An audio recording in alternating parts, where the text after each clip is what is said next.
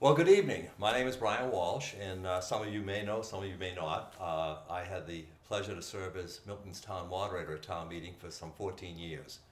And among other pleasures I've had, it gave me an opportunity to get calls like I got recently asking if I would spend some time moderating a conversation from a variety of people in town with special focus and interest on the important ballot question that's coming up in February.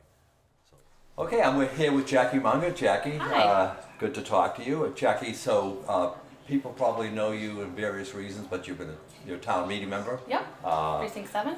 You're a board member of the Milton Foundation for Education. Yep.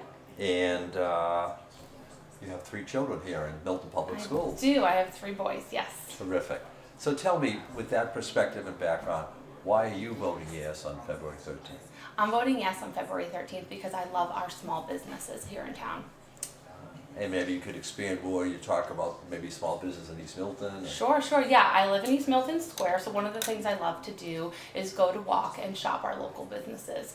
And I think these new housing opportunities will create new customers for our businesses and therefore create more people to get out of their cars and walk. And I think by voting yes, we could create an even more vibrant East Milton.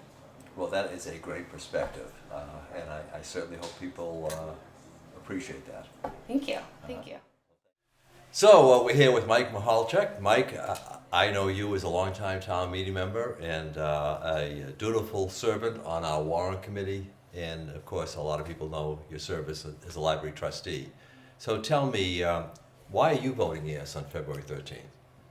Well, I'm voting yes on February 13th because I was part of a neighborhood association which fought for 4 years a development in East Milton Square, and we had people giving money to hire a lawyer to represent us. We had meetings and meetings and meetings to go, and we wound up losing that battle.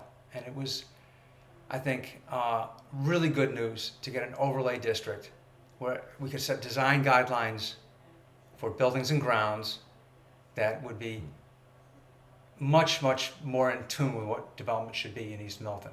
Right now, the guidelines were reduced from 4 stories to 2.5 stories in East Milton Square by our planners. There's a limit of 30 units on an acre in East Milton Square.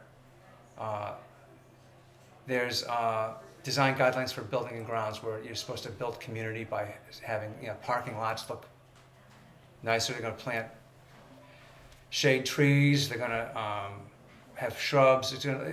Whatever is built is going to look better than what came before.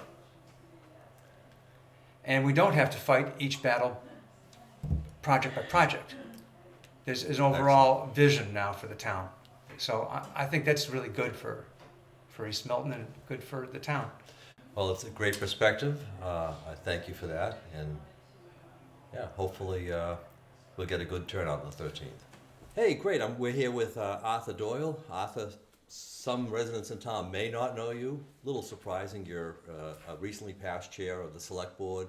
I know you've served for 20 plus years on the Conservation Commission, still involved there, and certainly been around town meeting for a lot of years. Why are you going to vote yes on February 13th? I have a long time and long-term interest in the town of Milton. Having a bylaw that is contemporaneous with our community's needs and future is far more advantageous than looking at the fact that we have not had a significant bylaw change in almost 100 years.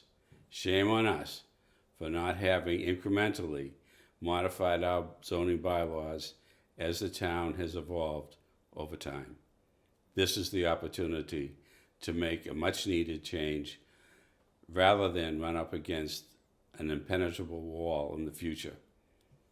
Well, thank you, Arthur, for your perspective. It's always valuable. Thank you, Brian. It's a pleasure.